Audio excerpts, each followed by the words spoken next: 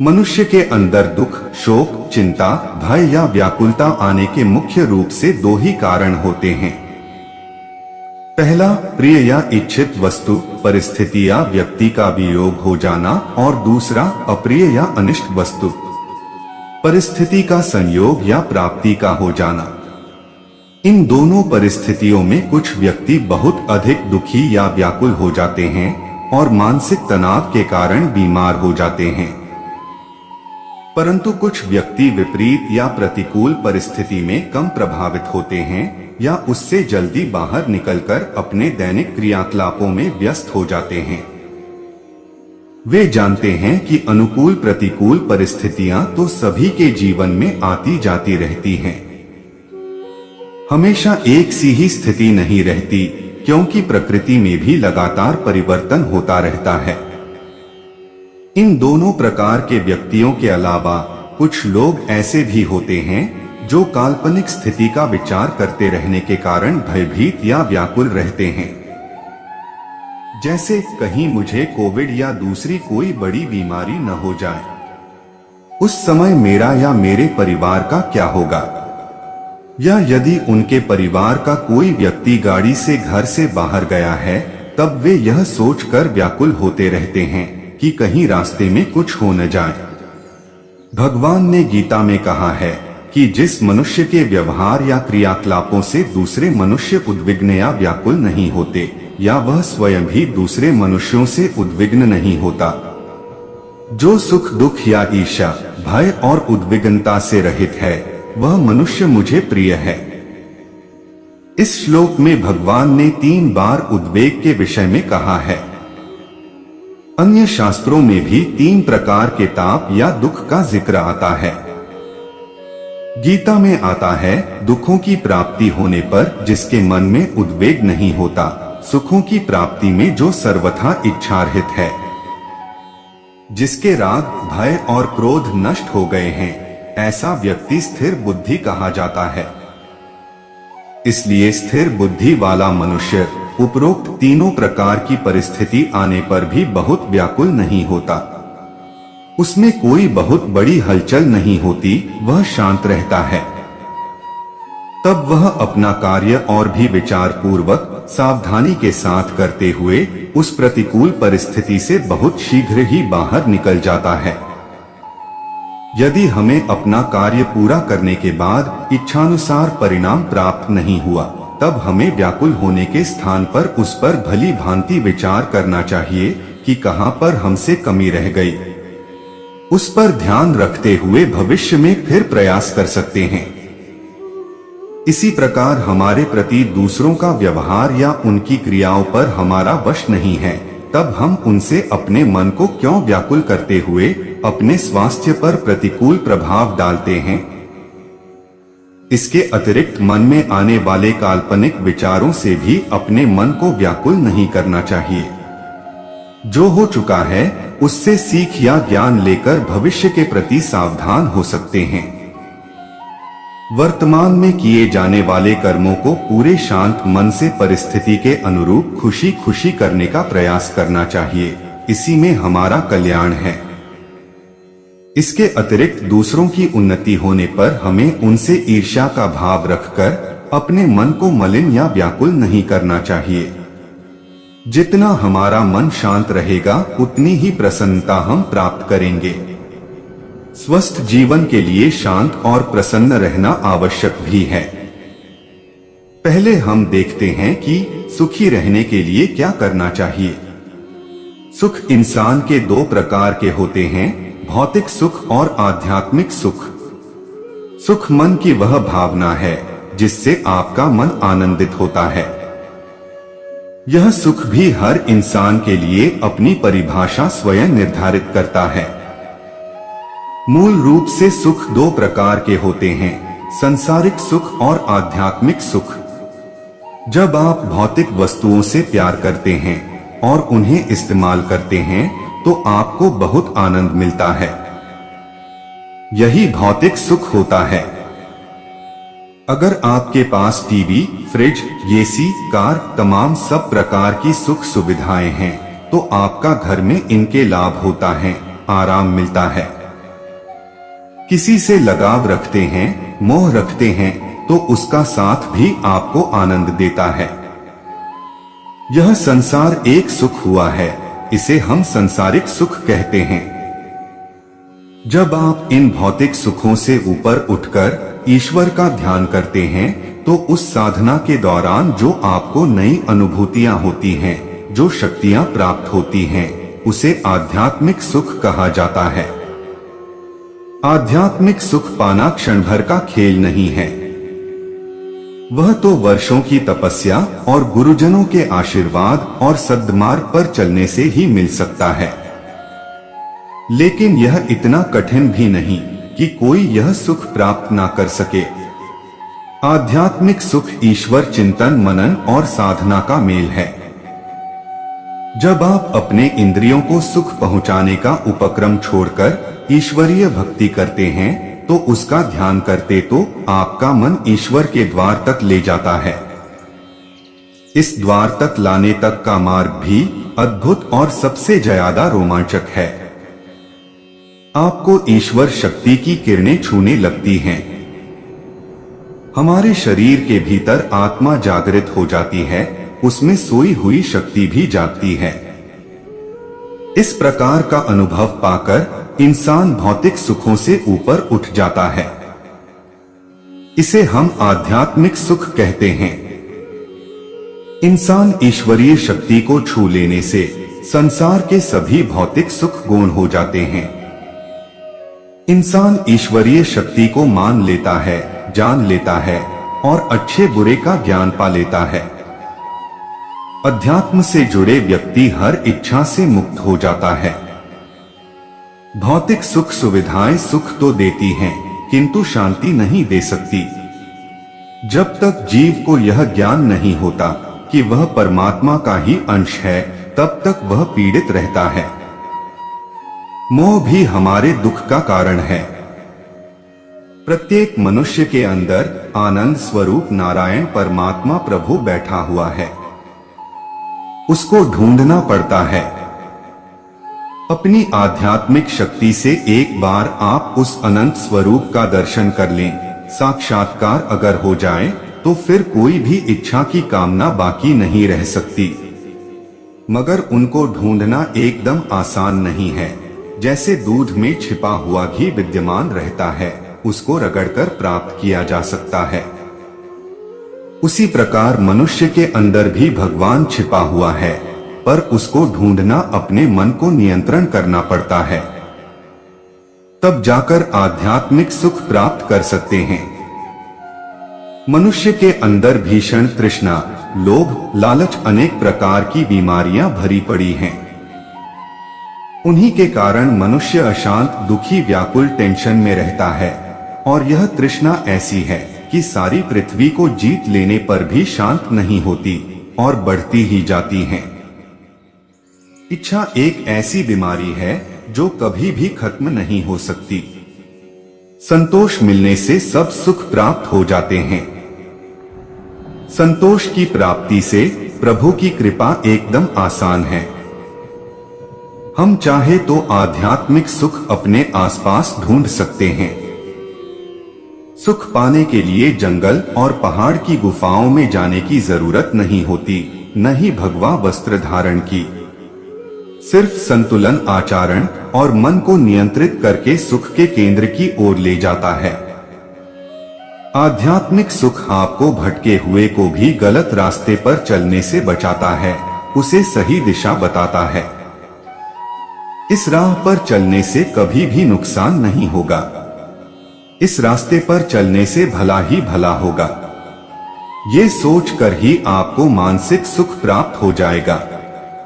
अगर आपकी सुझाव या मार्गदर्शन से कोई एक इंसान भी इस राह पर चल पड़ता है, अगर आप जानबूझकर भी अपने आप को गलत मार्ग पर जाने से नहीं रोक सकते, तो आपको मानसिक कष्ट झेलना पड़ेगा। यही छोटे छोटे अनजान सुख हैं जो परोपकारी और संतुलन जीवन आचार से हासिल होते हैं। मानव शरीर के लिए सुख टॉनिक है, लेकिन दुख उस घुन की तरह है जो हमारे शरीर को भीतर से खोखला कर देता है। कुछ लोग यह देखकर ही दुखी हो जाते हैं कि सामने वाला सुखी क्यों है, उसके पास गाड़ी व घर क्यों है, अच्छे कपड़े क्यों हैं। आपको अपने ऐसे विचारों की दिशा बदलनी होगी। सच्चा सुख तभी होगा जब हम कोई ऐसा काम करें जिससे हमारे आसपास के लोग भी सुख का अनुभव करें। अगर किसी के बिगड़ते काम को संवार दें तो हमारा मन भी खुश होगा और जिसका काम संवर जाएगा वह भी खुश होगा। यही सच्चा सुख है। जरूरत है हमें अपने विचारों और इरादों में थोड़े से बदलाव की। सुख हमारे आसपास ही है। जरूरत होती है मन की आंखों से उन्हें खोज निकालने की। अध्यात्म ज्ञान से आत्मा को पहचानने की आसानी हो जाती है। आत्मा को परमात्मा प्रभु नारायण से जोड़ सकता है। अध्यात्म ज्ञान को जीवन में सर्वोपरि स्थान देना चाहिए। अध्यात्म ज्ञान से सुख शांति मिलती है और जल्दी ही प्रभु के दर्शन भी संभव है। अध्यात्म ज्ञान धरती को भी मां समझता है, नदी और पहाड़ों को भी सजीव समझता है। विज्ञान जीव को तत्व समझता है और अध्यात्म तत्व को भी चैतन्य मानता है।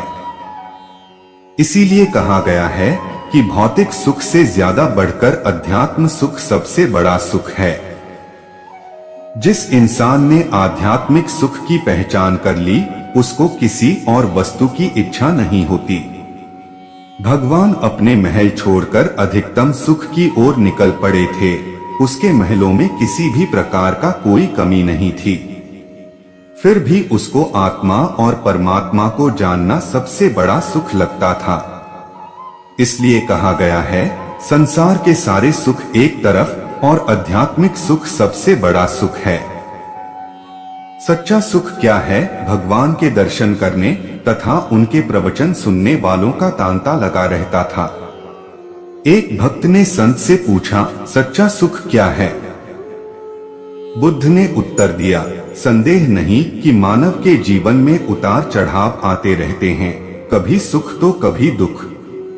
कभी जीवन में आदर सत्कार मिलता है तो कभी अपमान भी झेलना पड़ता है। जो व्यक्ति विपरीत स्थितियों में भी मन का संतुलन बनाए रखता है, वह सदैव सुखी रहता है।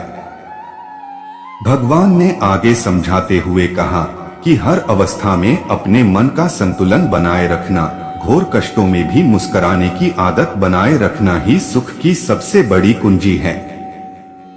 अपने आप को संयम रखने वाला दुख में भी सुख का अनुभव करता है। राजा सिकंदर की छोटी सी कहानी से समझते हैं। सिकंदर ने आधी दुनिया जीत ली थी, पर जब मरा तब 3 इच्छाएं थी। जिन हकीमों ने मेरा इलाज किया, वे मेरे जनाजे को कंधा देंगे, ताकि दुनिया को पता चले रोग का इलाज करने वाले हकीम भी मौत को रोक नहीं सकते। जनाजे की राह में सारी दौलत बिछा दी जाए जो मैंने जिंदगी भर इकट्ठी की थी, ताकि लोगों को पता चले जब मौत आती है तब ये किसी काम नहीं आती। जब मेरा जनाजा निकले तब मेरे दोनों हाथ बाहर निकाल देना, ताकि सबको पता चले इंसान दुनिया में खाली हाथ आता है और खाली हाथ जाता है। अगर दुनिया में धन दौलत से सुख होता तो शायद इतिहास का कोई भी राजा दुखी ना रहता है। इसलिए इस बात को अच्छी तरह समझ ले, यह संसार मोह माया का जाल है।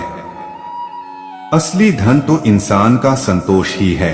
जिस इंसान ने संतोष कर लिया, उसने सब कुछ पा लिया, फिर उसको किसी और चीज की इच्छा नहीं रहती। हमारा इतिहास गवाह है, संत महात्मा अपनी झोपड़ी में भी सबसे ज्यादा सुखी थे। जैसे गुरु नानक जी, संत कबीर और महात्मा बुद्ध जैसे संत झोपड़ी होते हुए भी सबसे ज्यादा सुखी थे। और महलों में रहने वाले राजा बहुत ज्यादा धन दौलत होते हुए भी अंत में दुखी होकर ही मरे हैं। इसलिए अपनी लालसा को कंट्रोल करो और आध्यात्मिक सुख की ओर बढ़े। यही ही सच्चा सुख है। सफलता की राह दिखाते हैं ये विचार। कुछ अगर आपके विचार अच्छे हैं, अपने स्कूल समय में अच्छी पढ़ाई की है और खुद को अनुभव की धार से तराशा है, तो आपकी जिंदगी भी एक शानदार इमारत की तरह है जिसे कोई तूफान भी हिला नहीं सकता। आप चाहे कोई भी कैरियर चुन लीजिए, लेकिन अगर आपकी नींव मजबूत नहीं है तो आप सफल नहीं हो सकेंगे। कोई भी व्यक्ति रातों रात टाटा या बिरला नहीं बनता। सबको पहले अपनी नींव मजबूत करनी पड़ती है।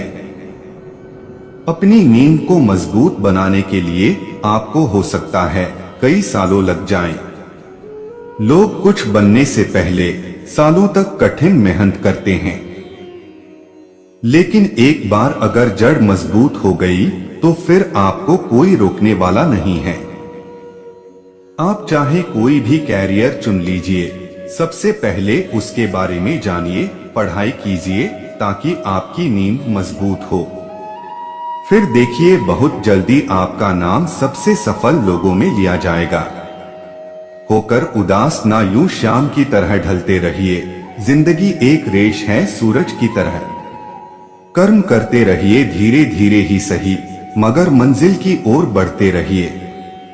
परवाह ना करो लोगों की, चाहे सारा जमाना खिलाफ हो, चलो उस रास्ते पर जो सच्चा और साफ हो। जिंदगी में कुछ रिश्ते ऐसे होते जिनमें इमारत की तरह छोटी छोटी दरारें आ जाती है, तो उनको तोड़ते नहीं बल्कि इमारत की तरह मरम्मत की जरूरत होती है। ए इंसान तू रूप मत, अभी तुझ में जान बाकी है। आज नहीं तो कल मंजिल मिल ही जाएगी, अगर मंजिल पास नहीं तो क्या हुआ, आज नहीं तो कल दुनिया मुट्ठी में आ ही जाएगी। बस अपने लक्ष्य पर ध्यान रखना जरूरी है। इतनी आसानी से नहीं मिलती रब की मेहरबानियां, बस अभी कुछ और इम्तिहान बाकी है। जिंदगी की रेस में हौसला जरूरी है, जीतने के लिए बस थोड़ा और सब्र जरूरी है। ए इंसान, खुदा ने ना जाने तेरे मेरे जैसे कितने मिट्टी से बनाकर मिट्टी में दबा दिए। इतिहास के कुछ लोग जिनको लगता था हमारे बिना कोई पत्ता नहीं हिला सकता, उनके बिना भी संसार चल रहा है। भगवान ने सबकी पेट भरने की जिम्मेवारी ले रखी है, पेटियां भरने की नहीं। अपनों पर उतना विश्वास रखो जितना ठीक होने के लिए कड़वी दवाइयों पर रखते हो। बेशक थोड़े कड़वे होंगे पर फायदे के लिए होंगे। जिंदगी में कुछ ऐसा कर जाओ कि आने वाले समय आपके संघर्ष की कहानी की किताबें छप जाएं। मौन से बड़ी कोई ताकत नहीं, झूठ से बड़ा कोई शैतान नहीं, और सच से बड़ा कोई भगवान नहीं। इसलिए कहा गया है सत्य ही शिव है। अगर आप अच्छी सोच रखते हो तो यकीन मानिए आप दुनिया के सबसे अमीर व्यक्ति हो। यह जरूरी नहीं है आप जहां लोगों की भीड़ है उस रास्ते पर चले, क्योंकि भीड़ तो मुर्दे व्यक्ति के पीछे भी चलती है। अपने घर को स्वर्ग बनाए। दुनिया में ऐसा कोई घर नहीं होगा जिसमें सुख और दुख दोनों ना देखे हो। किसी को पहले और किसी ने बाद में यह दोनों परिस्थितियां झेली हुई है, चाहे वह किसी भी रूप में आई हो। अपने घर को स्वर्ग बनाने के लिए क्या करें और क्या ना करें, आज हम आपको ऐसे कुछ शास्त्रों और संतों के द्वारा बताएं उपाय बता रहे हैं। जिस घर में सभी भाग्यशाली लोग एक साथ खाना खाते हो और इकट्ठे रहते हो, वहां सदा विष्णु भगवान और लक्ष्मी जी वास करते हैं। वह घर स्वर्ग के समान है। जिस घर में नित्य प्रति अपने माता पिता, गुरुजनों, बड़ों को चरण स्पर्श प्रणाम करता हो, वृद्ध माता पिता, गुरुजन की सेवा होती हो, वहां मां लक्ष्मी हमेशा विराजमान रहती है। जिस घर में बड़ों द्वारा सभी छोटों को प्यार, प्रेम, शिक्षा, ज्ञान मिलता हो और ऊंची ऊंची आवाज में कोई बात नहीं करता हो, घर में हंसने की आवाज आती रहती हो, उस घर पर हमेशा भगवान की कृपा बनी रहती है। जिस घर में प्रत्येक दिन दोनों समय प्रभु नारायण की पूजा पाठ धर्म कर्म आरती कीर्तन धूप देव हवन आदि होती हो, उस घर में भगवान स्वयं आकर वास करते हैं। जिस घर में हफ्ते में कम से कम एक दिन सत्संग भजन कीर्तन होता रहता हो और कुत्तों को रोटी गाय को गुड़ रोटी भिखारी को भिक्षा मिलती हो, जिस घर में सच्चे साधु महात्मा संत ज्ञानी अतिथि सेवा मान मिलता हो, वह घर किसी स्वर्ग से कम नहीं है। जिस घर में तंबाकू शराब जुआ मांसाहार मछली अंडा किसी भी रूप में कोई भी सदस्य खाता पीता नहीं हो, वह घर भी स्वर्ग के समान है। नकारात्मक सोच को खत्म करे, मकान कच्चा हो या पक्का, इस बात से कोई फर्क नहीं पड़ता। उसमें रहने वाले आपस में प्रेम से रहते हो तो वह घर स्वर्ग के समान है। घर के मंदिर का शिलान्यास प्रेम और संभाव की शिक्षा पर आधारित होना चाहिए। जीवन प्रसन्नता पूर्वक तभी व्यतीत हो सकता है जब परिवार में रहने वालों में स्नेह और स्वभाव में मधुरता हो। परिवार का वातावरण यदि वाद विवाद और कलह से ग्रस्त हो, तब जीवन में शांति और मधुरता नहीं आ सकती। शुद्ध और पंगु मानसिकता से ऊपर उठकर जीवन को मधुर उत्तम बनाना चाहिए, नहीं तो घर नर्क के समान हो जाता है। जिस घर में प्रभु की पूजा अर्चना नहीं होती हो, हमेशा अशांति का वातावरण बना रहता हो, स्वाभाविक है वह घर नर्क के समान है। जो लोग कभी किसी का भी भला नहीं चाहता, कभी भी कोई परोपकार नहीं करता, उनसे हमेशा दूर ही रहना चाहिए।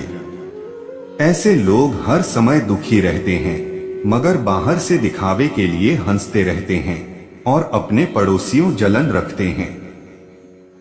ऐसे लोग दूसरों को दुखी देखकर खुश होते हैं और दुख दर्द में कभी किसी को सहारा नहीं देते, मगर उन्हें दुख देखकर खुशी होती है। वह अपने परिवार वालों को भी कष्ट देते हैं और छोटों को प्यार नहीं करते और बड़ों का सम्मान नहीं करते और आदर मान नहीं देते। ऐसे लोग नरक भोगी होते हैं। ऐसे लोगों को घर किसी नरक से कम नहीं है। अगर हो सके तो ऐसे लोगों के घर कभी भी भूलकर पानी तक ना पिए। ऐसे लोग आप आकरण ही दूसरों के काम बिगाड़ देते हैं, दूसरों को नुकसान कर देते हैं, जो अपना कुछ पाने के लालच से दूसरों का 10 गुना भी नुकसान करने से नहीं रुकते। ऐसे मनुष्य को उसके दोष कर्मों की सजा प्रभु उसे अवश्य देता है और उसे भोगना भी पड़ता है।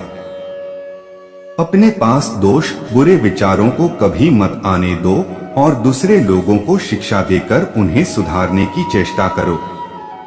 गंदे विचारों के कारण स्वार्थी आदमी अपने लिए तो दुख पैदा करता है और औरों को भी दुखी कर देता है। मनुष्य 3 प्रकार के होते हैं। संसार में मनुष्य 3 तरह के होते हैं, एक मध्यम और उत्तम। जो मनुष्य विघ्नों के भय से कोई काम शुरू ही नहीं करते, वह नीचे स्तर के होते हैं। और जो काम तो शुरू कर देते हैं, पर विघ्न बाधा आते ही बीच में ही काम छोड़ देते हैं, वह मध्यम स्तर के होते हैं। जो व्यक्ति विघ्न पर विघ्न होने पर भी काम को पूरा करके ही दम लेते हैं, वो मनुष्य उत्तम होते हैं। आपको उत्तम ही बनना है, इसलिए आप अपने सोच को सकारात्मक रखो। आप भी अपने घर को स्वर्ग बना सकते हैं। नेगेटिव सोच वाले लोग अपने घर को हमेशा अंधकार की ओर ले जाते हैं, पर आपने अपने घर को स्वर्ग बनाना है। इसलिए हमेशा अच्छा सोचो और आपके साथ अच्छा ही होगा।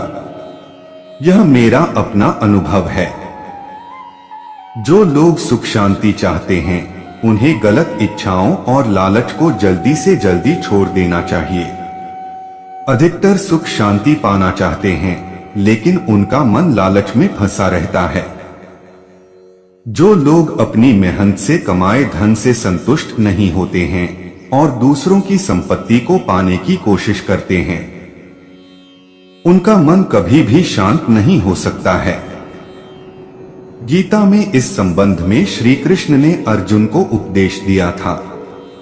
श्रीमद् भगवद गीता के दूसरे अध्याय के 14वें श्लोक में श्री कृष्ण अर्जुन से कहते हैं, सुख दुख तो सर्दी गर्मी की तरह है। इनका आना जाना सर्दी गर्मी के आने जाने जैसा है। सुख का आनंद लें, लेकिन दुख को भी सहन करना सीखना चाहिए। जिसने गलत इच्छाओं और लालच को छोड़ दिया है, सिर्फ उसे सुख शांति मिल सकती है। कोई भी इंसान इच्छाओं से मुक्त नहीं है, लेकिन गलत इच्छाओं को हम जरूर छोड़ सकते हैं। दूसरों की संपत्ति को देखकर मन में उसे पाने की इच्छा होना ही लालच है। ऐसी इच्छा को पूरा करने के लिए लोग गलत काम भी करने लगते हैं। इनकी वजह से मन अशांत हो जाता है। इसीलिए लालच से बचें।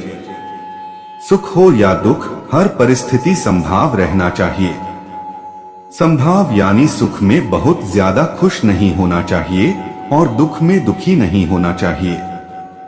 हर परिस्थिति में धर्म के अनुसार आगे बढ़ते रहना चाहिए। भगवान का ध्यान करें, लेकिन कर्म भी जरूर करें। गीता के 8वें अध्याय के 7वें श्लोक में श्री कृष्ण ने कहा है, तुम मेरा ध्यान करो, लेकिन अपना कर्म भी जरूर करो। अपना काम बीच में छोड़कर केवल भगवान का नाम लेते रहने से जीवन सफल नहीं होता है। कर्म किए बिना जीवन सुखी और सफल नहीं हो सकता। सिर्फ कर्म करने से ही हमें वह सिद्धि मिल सकती है जो संन्यास लेने से भी नहीं मिलती। श्री कृष्ण ने कर्म को ही महत्वपूर्ण माना है। जो लोग कर्म छोड़कर सिर्फ भक्ति करते हैं, उनका जीवन दुखों से घिरा रहता है। शास्त्रों में भी यही बताया गया है कि व्यक्ति को धर्म के मार्ग पर चलते हुए अपना कर्तव्य पूरा करना चाहिए। श्री कृष्ण ने धर्मराज युधिष्ठिर को बताया था, यूं तो जीवन में सुख समृद्धि पाने के लिए लोग कई तरह के उपाय अपनाते हैं, लेकिन आज हम जिन उपायों के बारे में बात कर रहे हैं, कहा जाता है कि इनके बारे में स्वयं श्री कृष्ण ने महाभारत काल में युधिष्ठिर महाराज को बताया था। तो महाभारत काल में धर्मराज युधिष्ठिर ने श्री कृष्ण से पूछा कि घर में सुख समृद्धि का वास बना रहे, इसके लिए क्या करना चाहिए। तब श्री कृष्ण ने उन्हें कुछ ऐसी वस्तुओं के बारे में बताया जिन्हें हमेशा ही अपने घर में रखना चाहिए। कहते हैं इनके घर में होने से लाइफ में खुशियां ही खुशियां होती हैं। साथ ही धन धान्य की कभी भी कोई कमी नहीं होती। मान्यता है कि घर के मंदिर में नियमित रूप से गाय के घी का दीपक प्रज्वलित करना चाहिए। साथ ही भोग भी लगाना चाहिए। ऐसा करने से देवी देवता प्रसन्न होते हैं और अपनी कृपा बरसाते हैं। कहते हैं कि गाय के घी का दीपक जलाने से घर में सकारात्मक ऊर्जा का प्रवाह होता है और इसकी अग्नि से नकारात्मक ऊर्जा खत्म होती है। इसके अलावा घर में आने वाले मेहमानों की पूरे मन से आप भगत करें। उनके आते ही सबसे पहले पानी दें। ऐसा करने से अशुभ ग्रह शांत हो जाते हैं एवं शुभ फल देते हैं। कहते हैं कि शहद में पॉजिटिव एनर्जी होती है। इसके संपर्क में आते ही नकारात्मक ऊर्जा खत्म हो जाती है। इसलिए इसे घर में किसी साफ बर्तन में रखना चाहिए। ऐसा करने से घर में बरकत बनी रहती है। साथ ही फिजूल खर्चों में भी कमी आती है। इसके अलावा परिवार में प्रेम बनाए रखने के लिए घर में बांसुरी रखी जानी चाहिए, लेकिन ध्यान रखें और बांस से बनी बांसुरी रखें। ऐसा करने से घर में सुख शांति और सकारात्मक ऊर्जा का संचार होता है। चंदन का तिलक शीतल होता है और उसे धारण करने से पापों का नाश होता है। इसकी खुशबू से वातावरण में सकारात्मक ऊर्जा का संचार होता है। इसके अलावा घर में देवी सरस्वती की प्रतिमा या फोटो जरूर रखें। ऐसा करने से मन शांत रहता है और घर में सुख समृद्धि का वास होता है। लेकिन ध्यान रखें कि देवी सरस्वती की प्रतिमा या फोटो जिसकी भी स्थापना की हो, पूरी श्रद्धा और नियम से उनकी नियमित रूप से पूजा जरूर करें। जब मन दुखी होता है तो कई तरह की चीजें करके आप अपने मन को शांत कर सकते हैं। यहाँ कुछ सुझाव हैं जो आपको मदद कर सकते हैं। अपने भावनाओं को व्यक्त करना जरूरी है। वक्त निकालें और अपनी भावनाओं को लिखें, चित्र बनाएं या दूसरों के साथ बातचीत करें। अपनी मन की स्थिति को साझा करने से आपको राहत मिल सकती है और आपका दुख कम हो सकता है। हर रोज व्यायाम करें। शारीरिक गतिविधि और व्यायाम आपके मन को स्थिरता देने में मदद कर सकते हैं। योग, प्राणायाम या किसी अन्य व्यायाम तकनीक का अभ्यास करना आपके मानसिक स्थिति को सुधार सकता है। हर रोज संगीत सुनें। संगीत आपके मन को शांति और आनंद प्रदान कर सकता है। आपकी पसंद के गाने सुने या स्वयं गाएं जो आपको खुशी महसूस कराते हैं। मनोरंजन करें। किसी अपने पसंदीदा गतिविधि में समय बिताएं, जैसे कि किताब पढ़ना, फिल्म देखना, कला या शौक के साथ समय बिताना। यह आपको मनोरंजन का मौका देता है और दुख को भुलाने में मदद कर सकता है। समय के साथ दुख को स्वीकार करें। दुख भाग्य का हिस्सा है और यह सभी के जीवन में आता है। जब हम अपने दुख को स्वीकार करते हैं तो हम उसे संघर्ष के बजाय स्वीकार करने और उसके साथ जीने का तरीका ढूंढते हैं। यदि आपका दुख बहुत गंभीर है और आपको लगता है कि आप में अकेले नहीं सामर्थ्य हैं, तो इससे बाहर एक पेशेवर जैसे कि मनोवैज्ञानिक या मनोचिकित्सक से सलाह लेने की सलाह दी जाती है। वे आपको सही दिशा में मार्गदर्शन कर सकते हैं। अंत में मैं तो यही कहूंगा कि अगर संसार में आपका अपना कोई ऐसा साथी नहीं है जिससे आप अपने सुख दुख बांट सकते हैं, तो ईश्वर को अपना साथी बना ले। जो भी आपको पसंद हो, कृष्णा, शिव, राधे माँ, गौरा माँ, ईश्वर, अल्लाह, जो भी पसंद हो उसे साथी बनाएं और उनके साथ अपनी सारी दिनचर्या शेयर करें। आपको बहुत शांति मिलेगी। असीम सुख की अनुभूति